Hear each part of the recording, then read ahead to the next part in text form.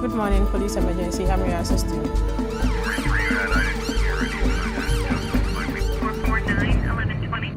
Good evening and welcome to yet another thrilling program of Ghana Police Watch, the informative series that brings you invaluable news on crime prevention and expert analysis on the pertinent issues that inform policing in Ghana. We're now on 23 TV stations every day of the week and preparing to broadcast on radio across the country. Your support to the series has been tremendous and we thank you very much. Humphrey Doku says, "This is really educative. Keep it up." William DeBoss adds, "Ghana Police Watch is arguably one of the best TV series aired on our TV stations. I pray all Ghanaians make time to watch this program for more and better education." William, more and better education on crime prevention is in fact our mission. And we must say our broadcast partners have been critical in achieving this mission. We'd like to say a big thank you to all the TV stations showing Ghana Police Watch.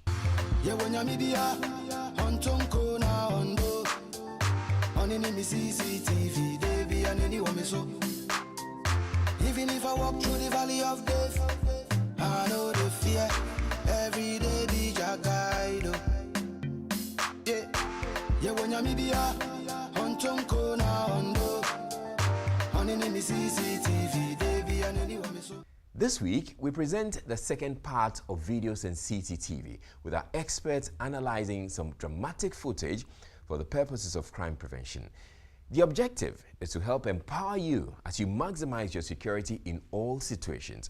We cannot, however, proceed without sharing some of your reactions to the CCTV footage and videos we showed.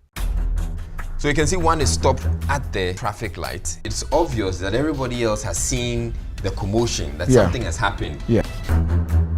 And that almost got knocked down. Exactly. Michael Jones says, "I was disappointed in the behavior of passers-by in the road traffic robbery. I saw a similar thing happening in India and a passer-by smashed the motor guy with his car. Instantly, the other one panicked."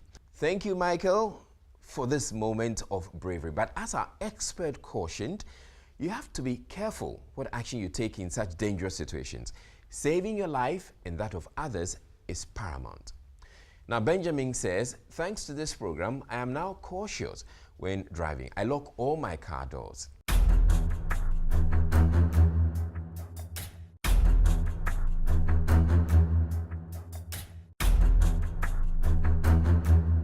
Abiel from Child Care Center says, "Because I watched this program, I have now installed CCTV to help prevent crime." Barcamp Tema notes that all CCTVs are inside and none outside to capture the movement of the thieves. Something must be done because this can even help reduce corruption. Nana Chin Jack is rather furious. Now that these criminals are captured by cameras, are we going to let them go free? It seems that because we don't see their faces to trace them, we can't deal with them.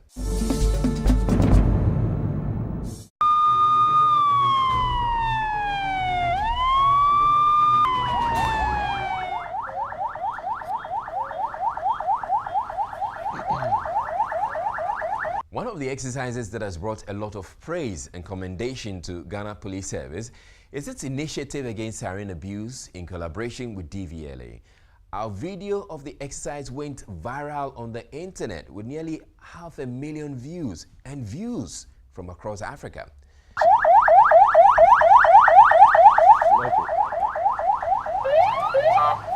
Ananyo Hillary from Nigeria says this is well ahead of Nigeria Police. Yeah, good evening. Yes. Is it for a department, government institution? Deputy Minister, Eastern Region, fine.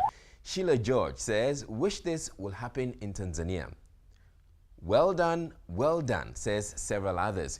You can catch up on the discussion at Ghana Police Watch Facebook page. The exercise against siren abuse and traffic irregularities was instructive, but from analyzing the video, some viewers still want some loopholes filled in order to make the exercise even more effective.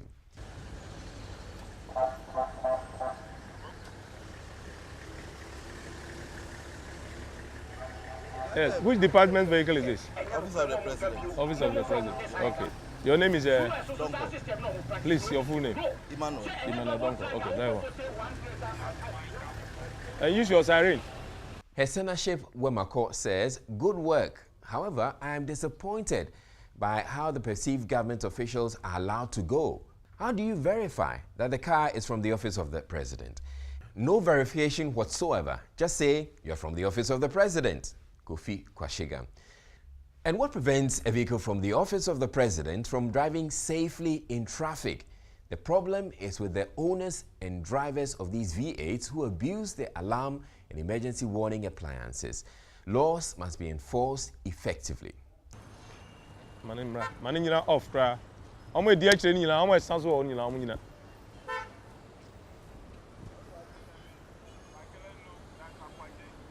I'm with Remo on who's a beer Remo or do I you need to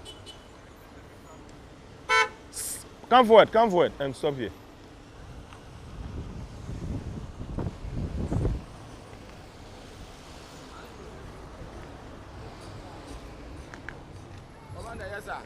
Good evening, sir. My brother, Yes, sir. good evening. Yes, sir. Yes. You are driving as if there is an emergency, or your car is an emergency vehicle. I'm rushing to the office. My brother, Yes, sir. the camera is, capturing you. Yes, sir. This vehicle is not entitled to even use the advanced warning appliances. But the way you are driving, anything can happen and you will not be spared. Are you a policeman? Yes, sir. Yes. And you are driving like that. Oh, Embra, my name is Pagwa.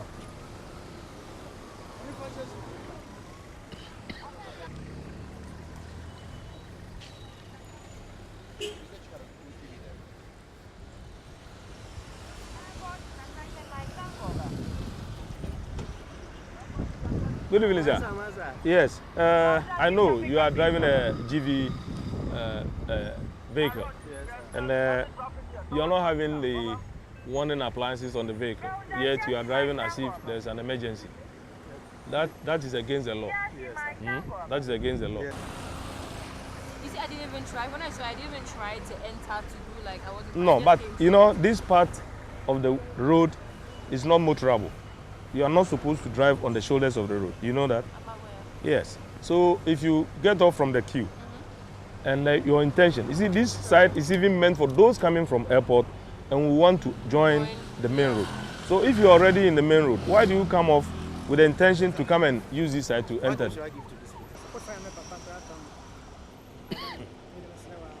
Who's over Junso? What Chrome say over Junso?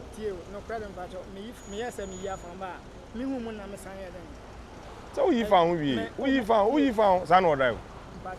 Unama, now what consent was a bishop, yes, who committee offense? Until Oka James, what on Gita? Medoka and Oka Kusio. Mitchell was the uni lenses. Missy Mitchell was the uni lenses.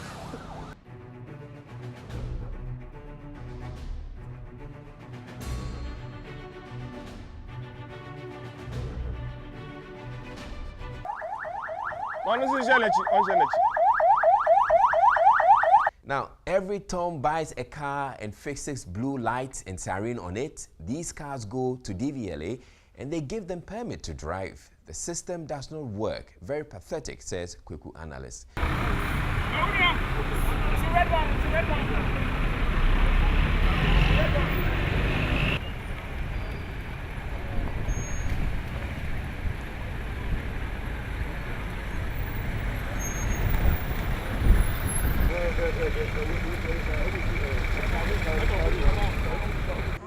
Please let me have your driver's license. I don't have it You here. don't have your license. Taxi driver. Kindly park well for me.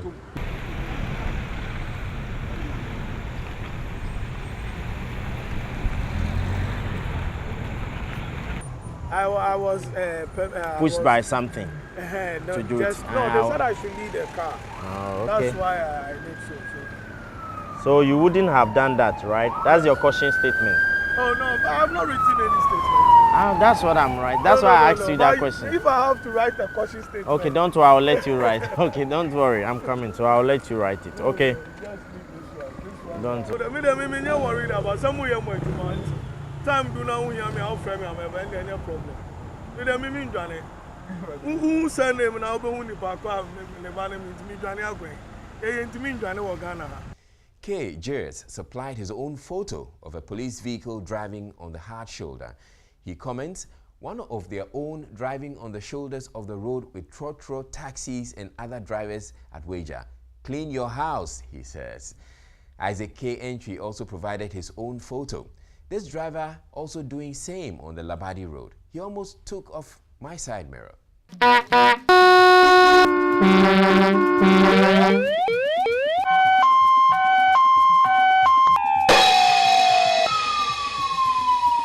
Stop! Are you qualified to use the siren? Do you know that using a siren is regulated by law? Not every vehicle is qualified to use the siren on our roads. The road traffic regulation allows only certain classes of vehicles to use sirens. These include vehicles used for official purposes by the President, a police vehicle and those used by other recognized government security agencies, a motor vehicle used by the fire service, an ambulance used by a hospital or clinic, and a bullion vehicle registered by the Driver and Vehicle Licensing Authority, DVLA. Know that it is an offense to fit and use a siren on your vehicle if you are not licensed to do so. You will be fined if you break the law. Remember, only qualified vehicles should use the siren. Before we show and analyze this week's CCTV and videos, we are privileged to announce another instructive initiative by Ghana Police Service. From this month, all private security agencies in the country are to wear a standard uniform, distinguished by the company's badge and insignia. This is a significant breakthrough since several complaints have been lodged in the past, especially private security men barely distinguishable from police or military personnel. Under the private security regulations, the Inspector General of Police has powers to approve the type of uniforms that private security organizations, operatives should wear. We have observed with much concern that we have different types of uniforms being worn by private security organizations, operatives. Some are very close to military type uniform, some are very close to police. So that it's sometimes very difficult to distinguish between a private security operative and state security operatives. The newly created department, that's the Private Security Operations Department at the Police Service, has held several discussions with people within the private security sector, and it is now time to enforce the law. Inspector General of Police has approved certain types of uniform that will be worn by all private security organizations. The only difference will be the badge of the private security organization, the uniform. So we want to make it uniform so the identification becomes easier. A lot of awareness has already been created, and I believe that when the enforcement starts, we will not have people saying that we are not aware, because ignorance of the law is no excuse. We have given a window of opportunity for people to know that you cannot wear this type of uniform because the law does not approve of it. We are not imposing this. There were some discussions that we held with all operators in the private security industry, and they have all agreed. So we count on their support and then the public support so that we can make this exercise successful.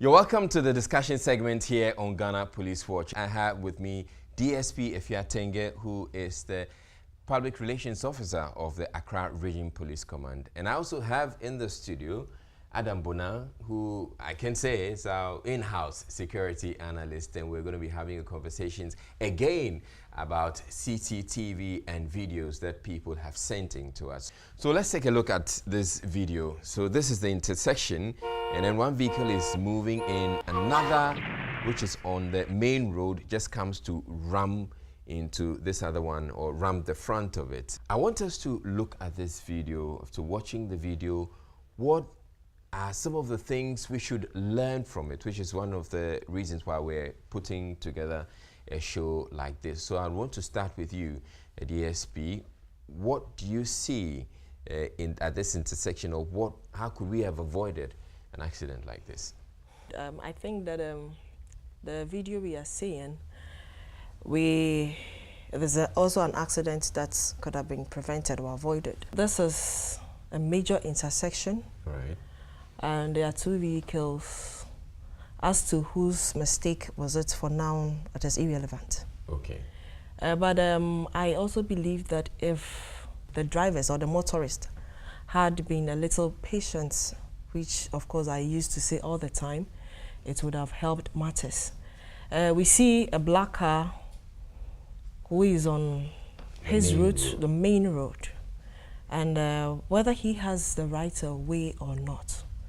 We can also see a stopping demarcations on the ground or on the street. Okay, so that's a stopping demarcation. Yes, that's a stop. Grid lines on the floor. Yes, on the floor, on the street. Oh, yeah. That one at least should also tell you that whilst you are driving on the road, you need to observe some of these signs and also be a little bit patient. If he had observed from the onset, he would have noted that there was a vehicle probably coming. This vehicle, who is also making a turn, should have also observed that yes, there is a vehicle coming, because he was also on a top speed. I mean, the black car was on a very high top speed. And because he did not look left or right, he went straight and there was the accident. Yeah. But if both of them, I keep on saying we have, because I assume that yes, all of us could have been in that position. But if they had observed and just taken a little bit patient, become a bit more patient and careful, yeah, I think we should be able to avoid it. Mr. Bona, you look at this intersection and it's not too clear, but from what we see, we can fairly assume that the traffic lights were not working. So how would you have advised or how would you have acted if you were approaching it? Well, once you are approaching an intersection, it doesn't matter if it's a major intersection or it's a minor. If you probably went through a proper driving school, you'll be told that, you know, these are hazards. And so you are approaching a major intersection. I mean, you have to slow down, observe, look around and see. Could have been a human being who probably ran, you know, across the road. But what I've observed in this country, or I've noticed in this country, is that when the traffic light is even working, and it goes, this country is the other way around. It goes red, and then I think yellow, and then green or something. You see drivers speeding. And so if you take the traffic light in front of the Jubilee House, there are usually major accidents there because drivers are speeding just to go through. And so if we would all be more observant and, you know, probably take notice of hazards in front of us, these things would have been avoided. We realized the traffic lights were off. And so why should the traffic lights be off? We don't know. Should they have been off? We don't know. And so I would say that my expectations are that those who man these traffic lights should make sure that every morning, every evening, there are people who drive around inspecting and making sure the traffic lights are not working. Because remember, we are losing too many lives on our roads, more than any disease at all could have killed people. So we're not talking about the traffic lights being off, and probably it should have been somebody's responsibility to go around. Whose responsibility would that be? The highway. And the assemblies. And the assemblies, the highways. They are in charge. They are in charge of this, and usually they give the contract out to the companies that must, manage them. You have too many splinter organizations who are supposed to be working with the law enforcement agency. Yet these groups have no way of communicating with the bigger institution, i.e. the police. It could also be that there was no power. There was a power outage, and as a result, the traffic lights were not working in this particular. But should that be an excuse? It cannot. What are we doing about our solar? It is not all the time that we need to rely on the hydro. We have a lot of sun here in our country, and they are going west. If we have a time where traffic will go off just because we have power outages, at least we should have some complementary energy, renewable energy like the solar, and it's going to help us a lot. You know, that's why we say that some of these things are avoidable. Okay. Talking about avoidable, can be human. We ourselves, those who are also managing it, can also look at other ways of preventing some of these accidents. Right. So it's an area we should, it is time overdue. And it's an area I think we need to be looking at all the time. Right, not to hold brief for anyone, but I've actually observed some traffic intersections that have solar electricity installed, Yes. and so it works even when there are outages in that area. Probably we should have a lot more of these ones, but even those solar traffic lights actually also go off at some point in time, and there's somebody, I know of one that's not been attended to for several weeks. So in the video, you see the blue vehicle. You can tell clearly that this is somebody who's learning how to drive, because you can see the permit behind it. There's a longer video, which we could actually see eventually. But you can tell that there was no instructor in the vehicle, which is a no-no. Clearly, I mean, this shouldn't happen, right? Yes, exactly. So this is why I will say that we need to observe road traffic regulations. The books are there. The laws are there. And the law requires the regulations are there, yet we don't want to abide by them. So we'll continue to have the same problems as we have them all the time. We have the road traffic regulations. They are created for us to be able to guide us, to be able to manage the way we go about, especially on the roads. We go about things on the roads. But there are sets of books there, and we also want to do our own thing. Even if it is a traffic light, ask us, how many of us are ready to abide by the lights? How many of us are ready to observe the traffic lights that we all see? We can see red, amber, and the green, and everybody is trying to rush and cross before the red. Yeah, exactly. Before the red. So the attitudes, we ourselves, talking about lawlessness of the road, it can be somebody's mistake, and at the end of the day, somebody's also suffers it. So we as citizens, if we want to change the country in which we are, I believe that it should start from us. Right. It should begin from us. Fire has gutted the police station, setting one of the motorbikes ablaze, as you can see. A protest which was supposed to turn deadly, peaceful, has turned deadly. As you can see, one of the students is smoking what is supposed to be weed, and here it is. They set the place ablaze. This is going to get messier. This is what is supposed to be a peaceful demonstration.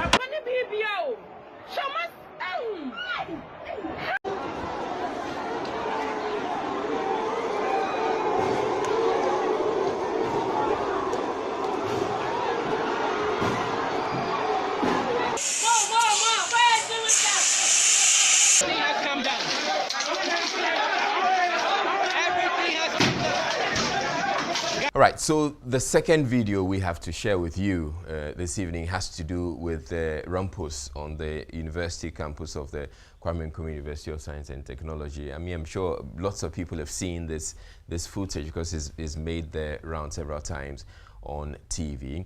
So you see these students on rampage, and they're breaking stuff and destroying items, public property at the university campus. Where we want to, or the discussion we want to have, is what should have been the responsibility of the police? Or looking at the damage or destruction to property, we're talking 1.6 million cedis. How could we have avoided all of that? And I want to start with you. What I know from my own checks is that there was supposed to be a procession. And they call it a peaceful demonstration. This is a demonstration that has gone bad. We ask ourselves, what was the involvement of the law enforcement agency, first of all, in this demonstration? I am usually particular when it comes to public order management activities such as this.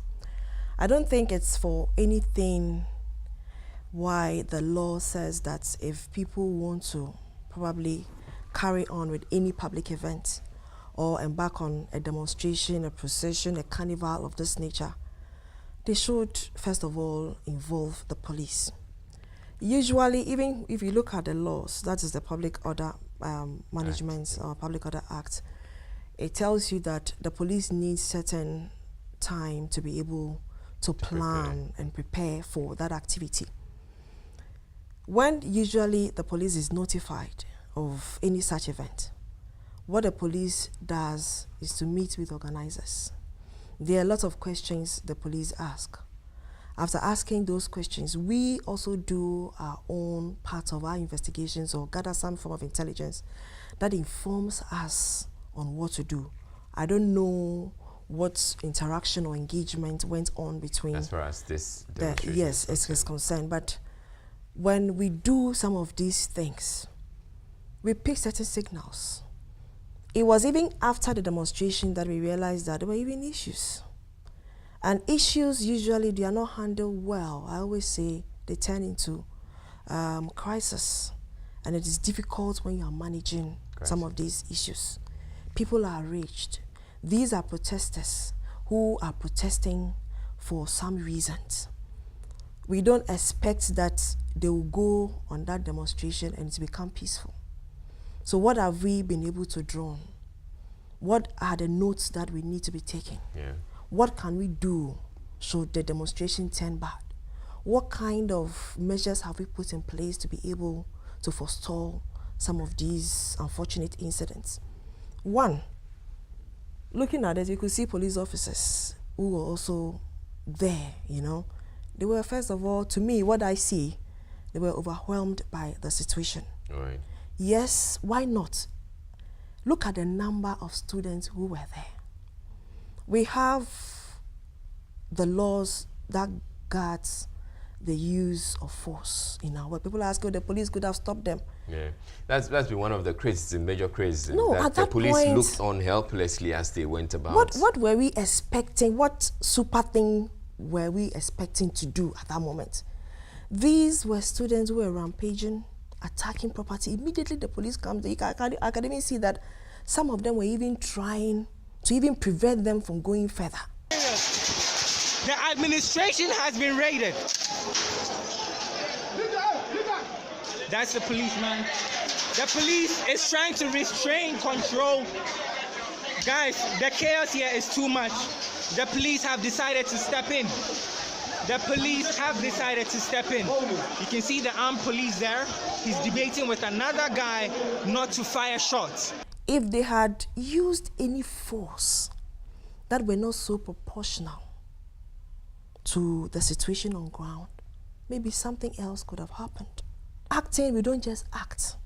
We need to analyze the situation and see the kind of, let me say, intervention to implement at that point in time. First of all, even the mere presence of the police in any public disorder should deter. Verbal command would have followed. That one also did not help. Then where we get to a stage where we need to use the non-lethal weapons, like using things like the rubber bullets, using things like the tear gases, using things like the batons. These are things that to prevent them from carrying out with their activity.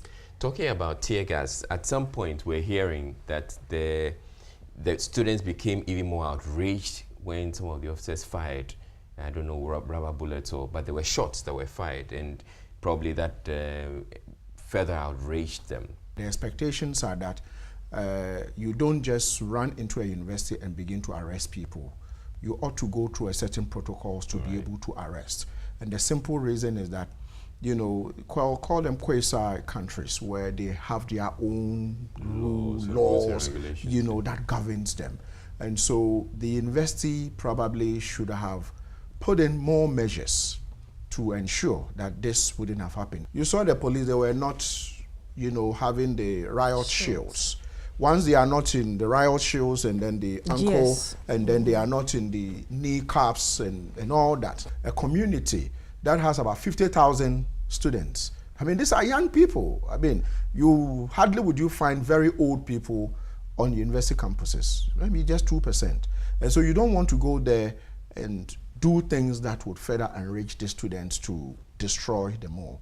And so, I mean, lessons from it, I am expecting that the university, when they are out of the crisis they find themselves, you know, the Ministry of Education, the National Council for Tertiary Education should come up with a policy framework. I believe in policies that would guide some of, you know, these institutions, where you have turned, you know, some of these halls into single-sex halls, and you had, you know, some amount of tension building up. And so any procession at all was definitely a recipe for disaster. And so how was that allowed without the police being called to come in and shepherd this and tell them you can pass here, you can pass here, you can pass here? That was not done. So whether they indicated they were embarking on a peaceful demonstration or violent demonstration, you still have to bring in the police. You have to, because then you need to measure, you know, the atmosphere and say, no, because they definitely had given some dates. They had said this is what we're going to do. Mr. Bona, granted that all these things that you're talking about were in place and they even failed, I'm wondering, what was the role of the intelligence community? These days, in, you know, security is gone past macho, where you are, how bulky you are.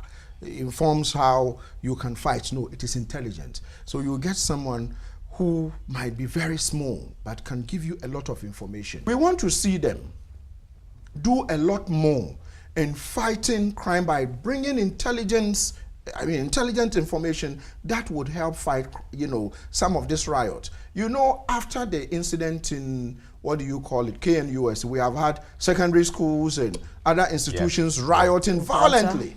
Violently. And so I want to see more intelligence-based crime fighting than, you know, the macho kind of fighting crime. I'm sure I'm come. Oh, TV so now that to TV so. Na enipa amubu nipa faso.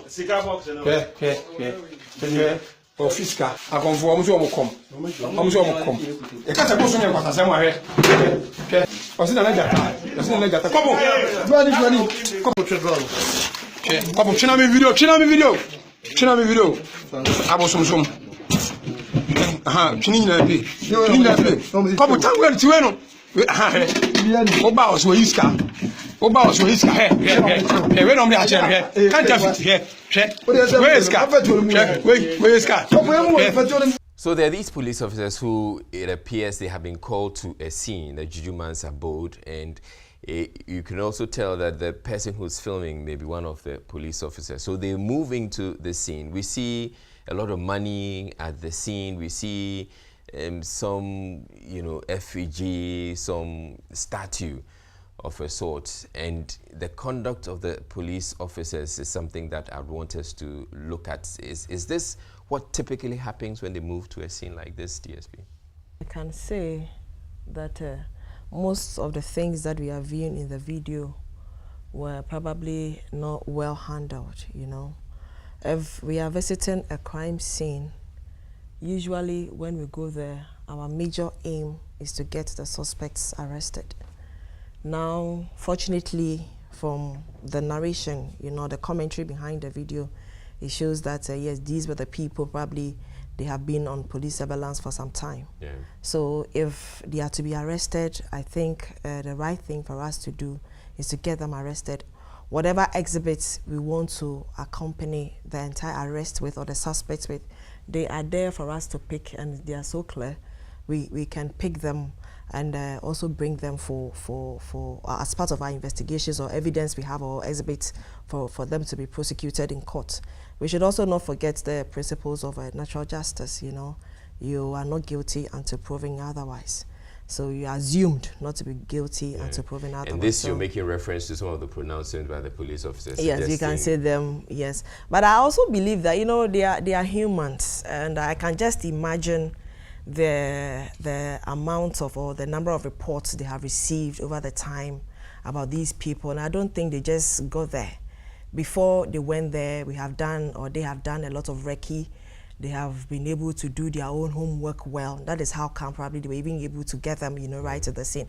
And I don't even know, I will not also be surprised if somebody had even, posed as somebody who also needs help, and in the process, they were arrested. Somebody may even feign that he wanted some money of a sort. So as human as we are, sometimes, when we get some of these arrests, big arrests, we are also happy. They get ahead of themselves. Yes, sometimes. And some of these things come out. But usually, if we want a police service that probably going forward, we want to be professional in the way we do our things. In one of the shots, you can see them actually tearing up the supposed money notes that they found at the scene.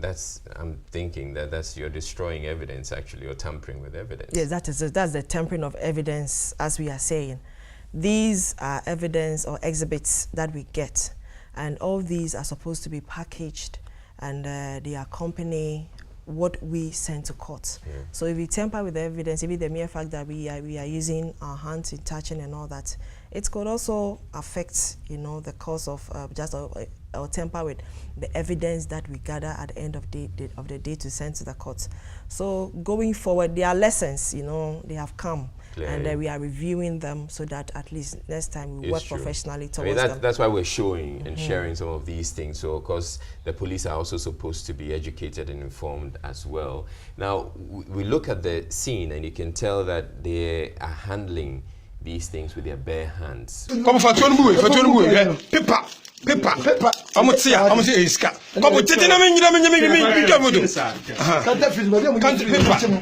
When they're supposed to be using gloves, I believe.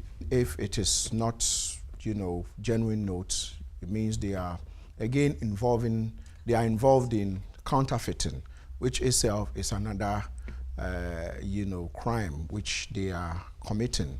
And you are looking at, are they scammers? Per the narrative of the video, are they scammers? The police could have probably acted a bit more professional, but then it calls to question how well are our officers trained. We want to have a police service where we have enough resources to say, after you finish police training school, 6 months, probably every 24 months of your stay within the service, you go for another 2-3 months refresher course where these people are trained. But it is inspirational to say that police officers who are watching, Madam who is educated, myself, and those who have spoken about it, police officers who don't know are at home and they are watching and realizing that what they should have done was to probably cordon the place, arrest the people, put them in handcuffs, and then take the evidence with gloves and all that. But there again, do they even have gloves? Maybe they don't have gloves. I'm not holding brief for them. We need to understand that if we are not making the resources available, when I say resources, even the human, material and all that, financial, you expect to see police officers who go there and they are well prepared to, arrest these people and get the evidence and get them prosecuted.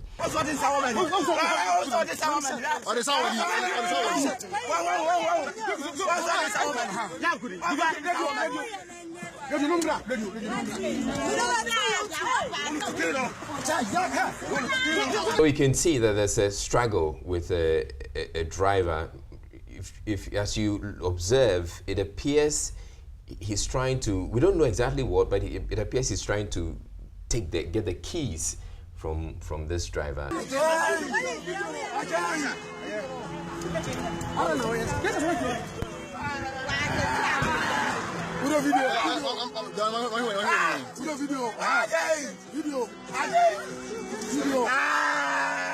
And he eventually succeeds in doing that.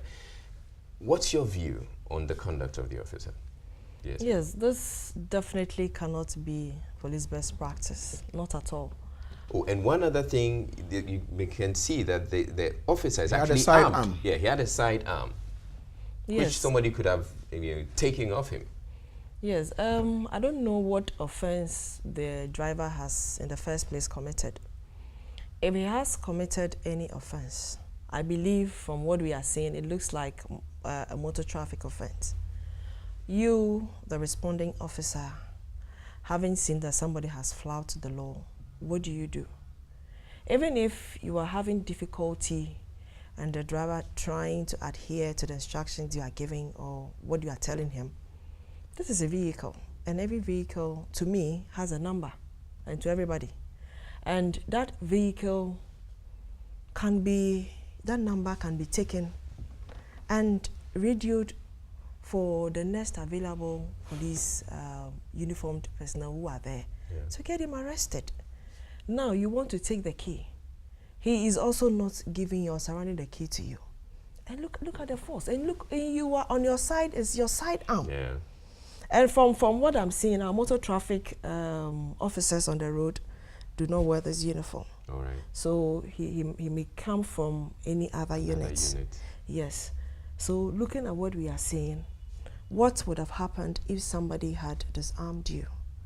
Do we know what the person is likely to do with that arm? Even when the arms even leaves you, or you know, you lose that arm, we all know the consequences. Yeah. What if that person even uses that arms to hurt another person or to injure another person? You know, there are so many questions to ask there. Or there could have been more action. Yeah. Maybe the people yes, was anybody there who do not really know what is happening? They could just come, because it's a public place, and you can even be attacked. So what kind of thing, what at all, in the first place, has the driver done to warrant this kind of arrest? You know, so these are the questions I begin to ask. If we are saying professionalism, if we are saying best practices, I think we can do better than this. And then eventually he actually appears to have smashed the phone that was doing the filming as well at the very end of the footage. And that is whose phone? So whoever was filming, the police officer appears to have smashed it or hit it, but because he approaches it, and the next thing we know, that's where the video ends. And what rights do we also have to also smash or destroy somebody's phone? You know, we are preaching best practice. I still think that we still need to do a lot. You know, it is not just an event, it's a process we have started. We still need to do more. Our officers, day in and day out, I know the amount of effort that has gone so far into this transformation. And you will not believe me, when we play some of these videos to them, they are even surprised. Yeah. I remember recently when we were having a course with them, those especially on the road, the motor traffic and transport department officers, they go by it and they themselves criticize some of these things. Right. So I think that it, as much as we are trying to be the world-class police service with some of these things that we are doing, we are not there yet, but I know that with time we will get there. So we still need the refresher courses that we're talking about. Sure. We still need the training. We still need to expose them to some of these wrongs in society. And now everything, you know, people will be videoing. Yeah. So we are always being watched. Somebody is watching you. So what is it that you are doing that you don't want somebody to take video of you? Is it the right thing that you are doing? Ask yourself. So let us begin to conscientize ourselves and begin to do the right thing. Yeah. It's the right thing that, if it is the right thing, I know you definitely receive the praises. But if it is the wrong thing, then we always go and be smashing the phones here and there. So I think this could have been done in the best professional manner. Some of these things, you want to look at it from various angles. And I have called into question the character of some of the people who are recruited into the Ghana Police Service. It doesn't matter how much effort you put in. If a miscreant is recruited into the service, no matter how much training you give to the person, it remains a miscreant. If you watch the video, this is an obvious, kidnapping, where you go into somebody's car, you have your sidearm, and you want to take the person hostage, taking his key. The law does not allow you to take my car key from me. The best practice is to write, like Madam said, you write the car number. In any case, if the police are looking for me and I'm not driving, they would find me. They have caught hardened armed robbers who don't even live, they live in slums. They catch them. So to do this, the full glare of the public, when probably, and most of them don't know that we have, some of the police officers are not aware if you are not if you are not performing MTTD functions, you are not supposed to be doing certain things. You can report unless you can suspect criminality is taking place. Right. But what he did, obviously, is reprehensible.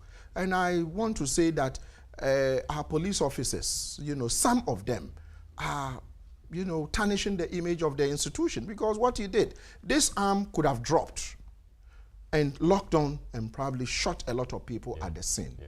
If Ghana Police Watch should continue the way they are going for another 21, maybe 1 year, 12 months, the police institution, by way of the media, would be reformed. Because then this video was shared maybe with Ghana Police Watch, and they are bringing it out. And so when we also see the police officers on patrols and they are doing well, let's film it and bring it to Ghana Police Watch. If we do that, that way, when it is negative, it is reported. But sometimes some of them, the police officers, if you begin to film them, they are not too excited. Because I have seen some of them around East Legon, and I was so excited.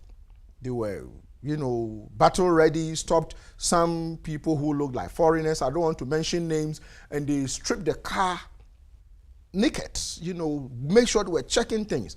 I wanted to stop and film. But you see, these are people sometimes, even though sometimes they are my friends, you don't want to... You have to be mindful of the situation. So I looked at it and I read in between the lines and I said, you see, let me just admire them and drive away. Or else if you begin to film, they'll begin to ask you who has given you before they'll issue you some slaps. Yeah. And so I just drove away. I drove away. And so maybe this medium, let me use it to educate them that when people stop filming them doing good, they shouldn't attack them. Right. Because I've seen them severally wanting to, and I want to film. But I say, you see, these people, I suspect them. If you joke, they would. You can't be sure. You can't be sure. You can't be sure. Thank you. Let's move on to our very final video. It has to do with and what we believe was an armed robbery. We've later come to know that it's actually an incident that took place at a pharmacy shop in Tema.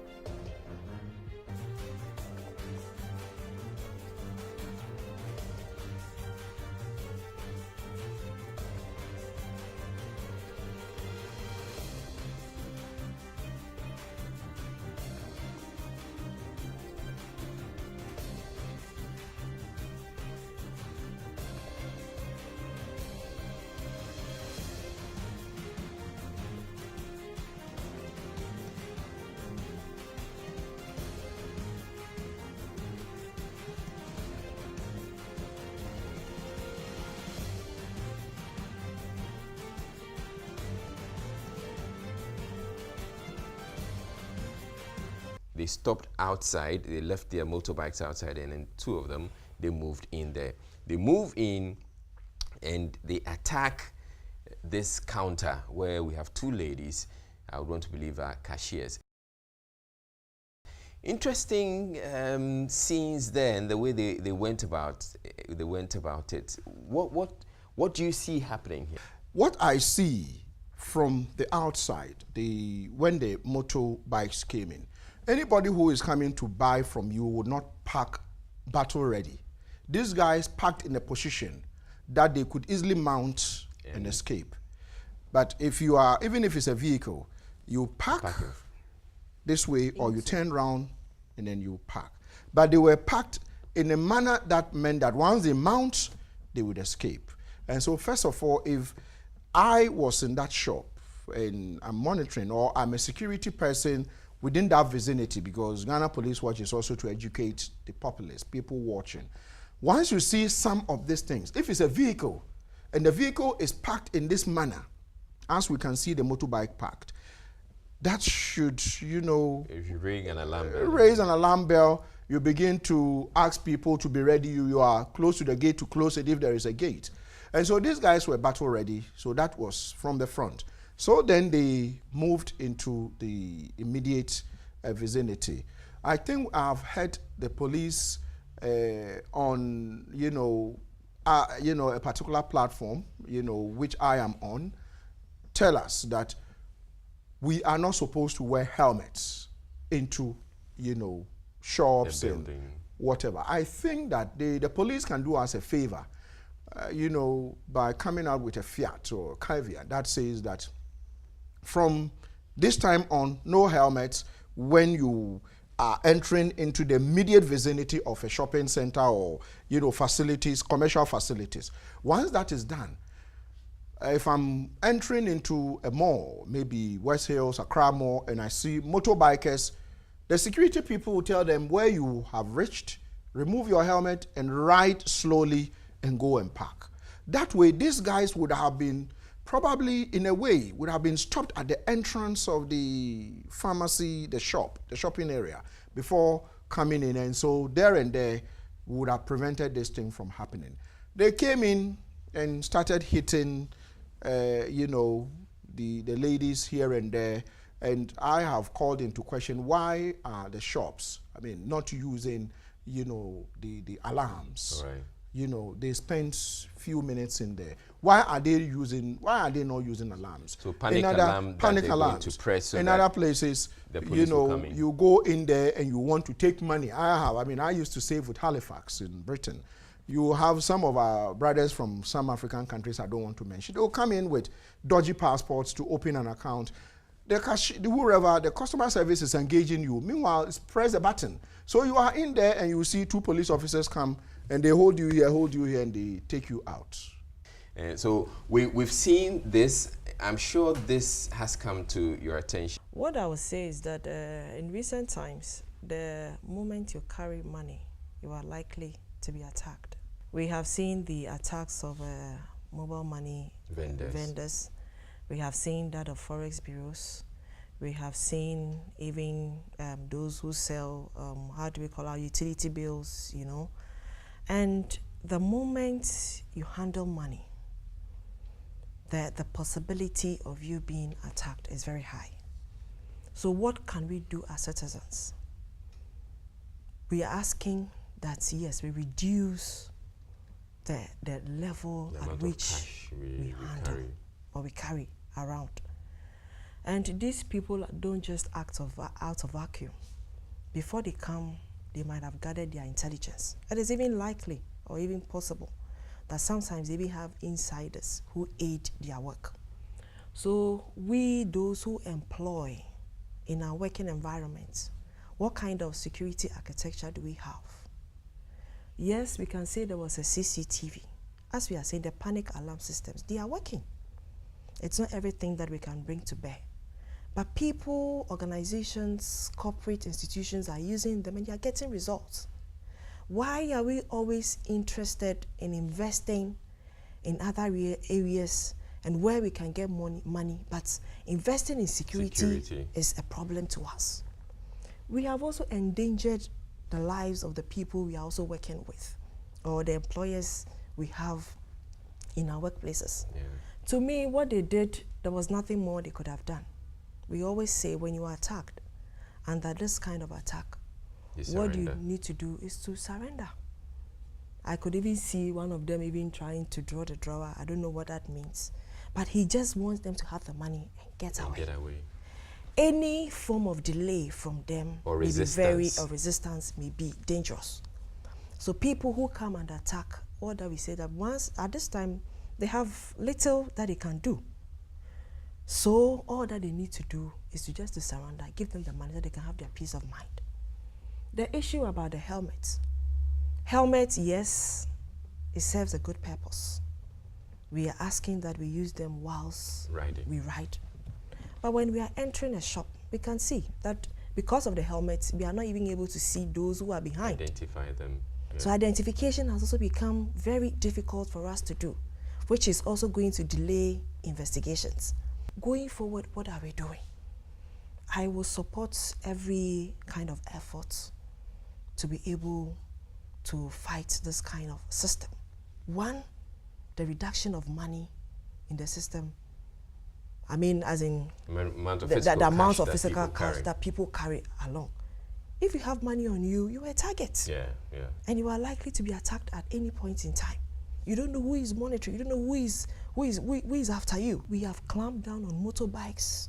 We are doing everything we can. And always there's a new trend. The police is continuing to fight it. We, the organizations, we have a responsibility to protect ourselves, one. We have to protect our workers before the state will also give you that protection, the general security. So we ourselves, please let us invest in security and let us ensure that people we work with will have the conducive atmosphere and the security environment to be able to work. Thank you very much. It's been a very informative program as always, and I want to say thank you to DSP Efia Tenge, who's Accra Region Police PRO, and also Adam Bona, who is with Security Warehouse. But that's it for the show for this week. My name is Israel Laye, and we're encouraging you to keep bringing in your CCTV footage, and whatever videos you grab, share them with us, because we'll use them to educate everybody else. We'll use them to enlighten people so that people can be more safety and security conscious subsequently. So thank you very much for watching the show. You have a wonderful week, and once again, thank you to Janice and Woman for my suit, lovely one there. Have a good night.